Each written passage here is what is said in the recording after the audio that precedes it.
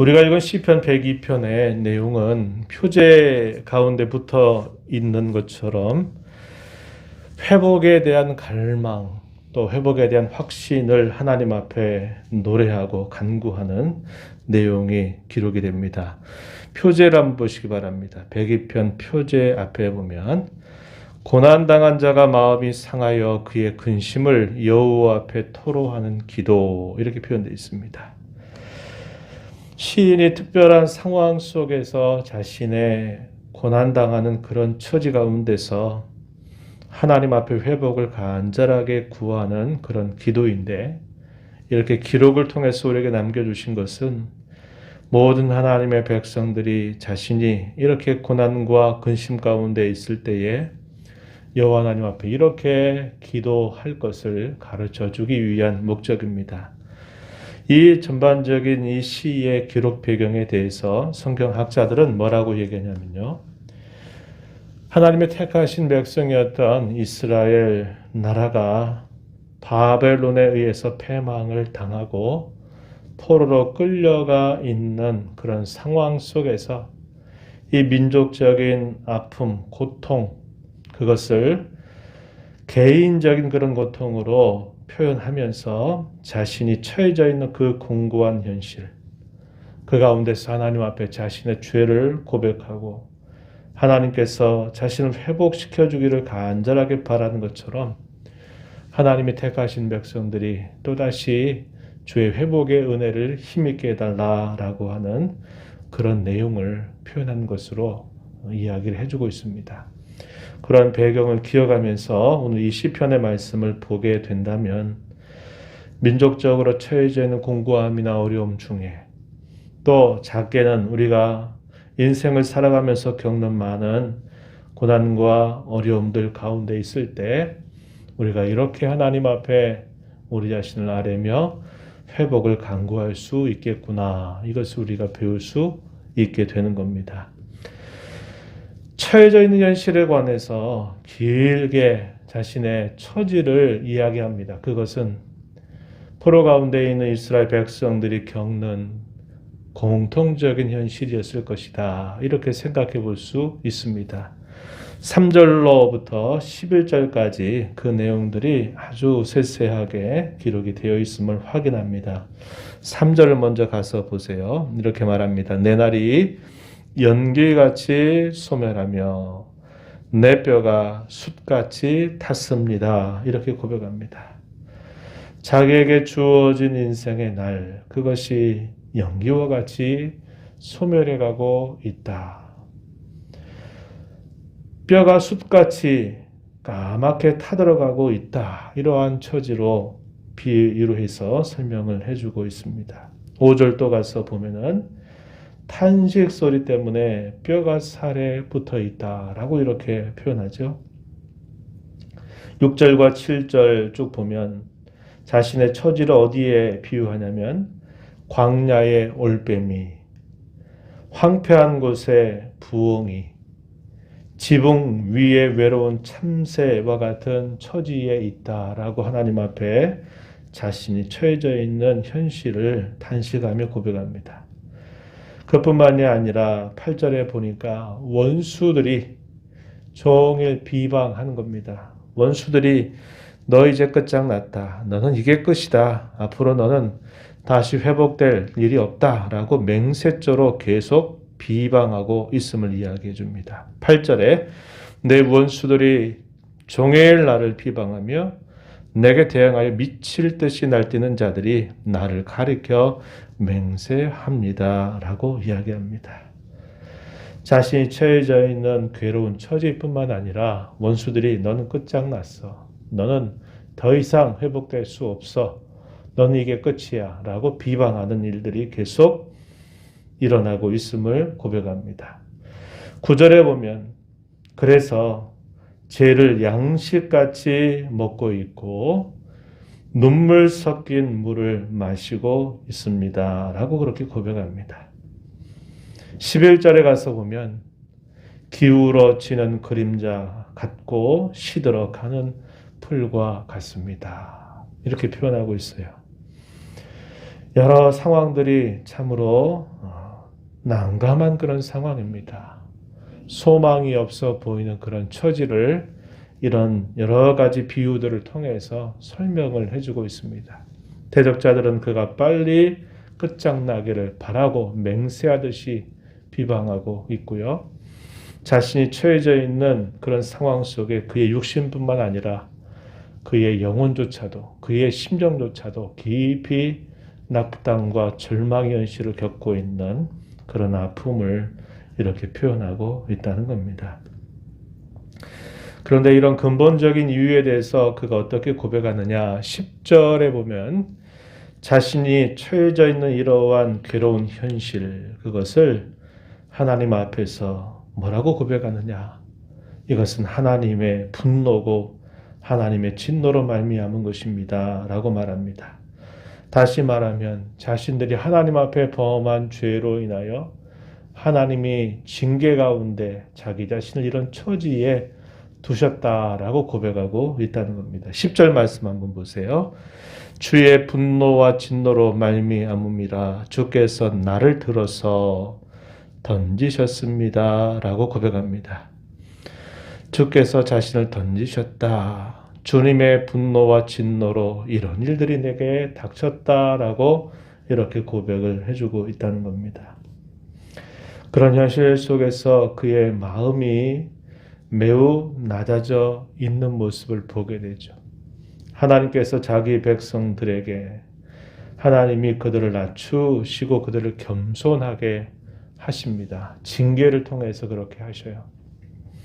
왜 그렇습니까? 징계가 목적이 아니라 그들의 마음을 낮추어서 낮아진 마음에 하나님께서 은혜를 부어주시려고 그들을 바르게 회복시켜 주시려고 그들을 낮추신다 하는 겁니다. 그래서 우리가 잘 아는 말씀처럼 겸손한 자에게는 은혜를 베푸시고 교만한 자들은 패하신다라고 하신 것처럼 하나님은 자기 백성들을 징계 가운데 낮추심으로 말미암아 겸손하게 하시고 겸손한 그들에게 은혜를 주셔서 새롭게 회복하시는 일들을 하나님 언제나 행하심을 우리는 깨닫게 되는 겁니다. 바로 그러한 현실 가운데 있을 때 하나님 앞에 간절하게 간구를 올릴 수밖에 없게 되는 거죠. 그 간구의 내용 1절과 2절 말씀으로 한번 가서 보시기 바랍니다. 이렇게 말합니다. 여호와여 내 기도를 들으시고 나의 부르짖음을 주께 상달하게 하소서. 나의 기도를 들어주소서. 나의 부르짖음이 주께 상달이 되도록 해주소서. 이렇게 하나님 앞에 간구를 올리죠. 2절에 보면 나의 괴로운 날에 주의 얼굴을 내게서 숨기지 마옵소서. 주의 귀를 내게 기울이사 내가 부르짖는 날에 속히 나에게 응답하여 주소서라고 이렇게 간절하게 간구를 올리고 있습니다. 하나님의 백성들은 그런 공고함과 시련 중에 오직 하나님께만 도움을 구합니다. 하나님만이 그러한 모든 상황에서 건져 주실 수 있기 때문에 그러하죠. 그러면서 이 시인은 주님이 어떤 분이신가를 다시 깊이 묵상하고 고백하게 됩니다. 12절 가서 한번 보시면 여호와여 주는 영원히 계시고 주에 대한 기억은 대대에 이를 것입니다. 라고 이렇게 말합니다. 주님은 영원히 계시는 분이시다. 이렇게 말하죠. 26절 가서 또 보면은 천지는 없어지려니와 주는 영존하시겠고 그것들은 다 옷같이 낡으려니 의복같이 바꾸시면 바뀔 것이다 라고 말합니다. 주님은 영존하시는 분이다 이렇게 표현합니다. 주님은 한결같으신 분이고 주님의 연대는 무궁하시다 라고 표현해주고 있습니다. 27절 그렇게 표현하죠. 그 주님은 영원히 계시고 영존하신 분이셔서 어떠한 일을 행하실까요? 그분이 하신 말씀을 변개하지 않는 분, 바꾸시지 않는 분, 그분의 하신 약속을 반드시 이루시는 분이다라는 것을 깨닫게 해주는 것입니다. 또 그 주님은 어떤 분으로 묘사되느냐 13절에 보니까 이렇게 표현합니다. 시온을 긍휼히 여겨 주시는 분, 은혜를 베푸시는 분이라고 고백을 하고 있습니다. 자기 백성을 향한 긍휼을 잊지 아니하시는 분, 자기 백성에게 긍휼과 자비를 베푸시는 분, 은혜를 베풀어 주시는 분, 이렇게 고백하고 있어요. 25절 가서 보면 또 뭐라고 말하냐면 옛적에 땅에 기초를 두신 분이시다. 하늘도 주의 손으로 지으신 바다라고 이렇게 하나님 앞에 고백합니다. 하나님은 천지 만물을 지으신 분, 천지 만물의 주권자, 천지 만물의 주관자가 되신다. 하나님이 하고자 하신다면 모든 일들 다 새롭게 하실 수 있는 전능자다 라는 사실을 고백을 해주고 있다는 겁니다. 그래서 이 시인은 오직 구원은 주님으로부터만 온다라는 사실을 다시 되뇌이게 됩니다. 16절 말씀해 보면 여호와께서 시온을 건설하시고 그의 영광 중에 나타내셨다고 말하죠. 17절에 보면 여호와 하나님은 빈궁한 자의 기도를 돌아보시는 분이라고 이야기하며 멸시하지 않는 분이다 라고 이렇게 고백합니다. 20절에 보면 갇힌 자의 탄식을 들어주시는 분이시고 죽이기로 정한 자를 해방해 주시는 분이시다. 이 말은 오직 그러한 공고와 시련과 절망스러운 그런 상황 속에 오직 주님만이 구원을 해주시는 분, 건져주시는 분이라고 고백을 하고 있다 하는 것입니다. 하나님은 장차 자신들을 이대로 두지 아니하실 것이고 그들을 다시 회복시키실 것을 확신하고 있어요. 22절 가서 보면 민족들과 나라들이 모여서 여호와를 섬기게 될 것이라고 이야기합니다. 바벨론 포로 생활이 끝이 아니라 하나님께서 다시 그 백성들을 회복시켜서 다른 모든 이방의 민족들조차도 여호와 하나님 섬기게 하실 일을 우리 주님은 행해 주실 것이다 라고 말하고 그들이 비록 이러한 어려운 처지에 있을지라도 주님은 자기 백성들을 항상 지켜주시고 돌봐주시고 대대손손을 하나님께서 세워주실 것을 굳게 신뢰하고 있는 겁니다. 마지막 28절 말씀해 보세요. 주의 종들의 자손은 항상 안전히 거주하고 그의 후손은 주 앞에 굳게 설 것입니다. 라고 이렇게 하나님을 향하여 고백하는 모습으로 이 시를 마무리하게 됩니다. 현실의 낙심과 탄식이 가득한 그런 상황 속에서 오직 구원이 여호와 하나님께로부터만 주어지는 줄 알고 주님을 바라보고 의지하는 것을 가르쳐주고 소망을 가지고 하나님 앞에 간구할 것을 분명히 가르쳐주고 있는 것입니다. 우리 이 말씀을 보면서 우리가 그 어두운 상황 속에 있을지라도 그런 상황 속에서 우리 자신의 죄를 고백하고 겸손하게 우리가 하나님 앞에 우리의 마음을 낮출 때 하나님은 언제나 우리에게 은혜를 주시는 분이심을 우리가 기억하고 더 하나님을 의지하는 자세를 가져야 하겠습니다. 하나님께서 비록 지금 하나님의 징계의 손 아래 두실지라도 하나님은 우리에게 다시 회복시켜 주실 분이신 줄 알고 더 하나님만 바라고 더 하나님만 찾고 의지하는 저와 여러분이 되어야 하겠습니다. 하나님 아버지, 이 새벽을 깨워서 또 주님 앞에 불러주시고 찬양을 드리며 말씀의 귀를 기울여 듣게 하시며 말씀을 통해서 공고한 현실, 괴로움의 현실, 절망스러운 그런 현실 속에 있을 때 우리가 하나님 앞에 어떻게 우리의 삶을 회복하고 우리의 신앙을 회복하며 나아가야 될지 오늘 말씀을 통해서 저희들을 교훈하여 주셔서 감사합니다.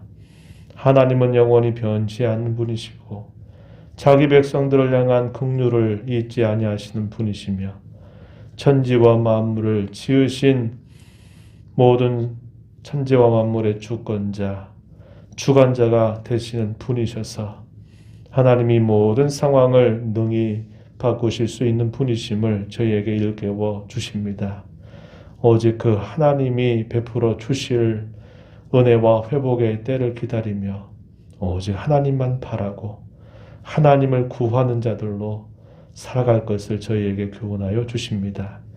이러한 말씀들을 저희 마음에 잘 새겨서 저희들이 어떠한 삶의 형편 속에 처하든지 특별히 공고한 현실 속에 처하게 될 때에 낙심하고 절망하지 않게 하시고 은혜 베풀어 주실 하나님, 회복시켜 주실 하나님을 더 바라고 찾고 주의 구원을 경험하는 복된 삶이 되도록 인도하여 주옵소서. 눈의 보좌 앞에 나와서 아버지의 은혜를 간절하게 구하는 모든 심령들을 품어 주시옵소서. 간구의 귀를 기울여 주옵소서. 저희들을 깨닫게 하시며 저희에게 말씀하여 주옵소서. 이 하루 주의 은혜 가운데 힘써 살아가는 저희가 되게 하여 주옵소서. 예수님 이름으로 기도하옵나이다. 아멘.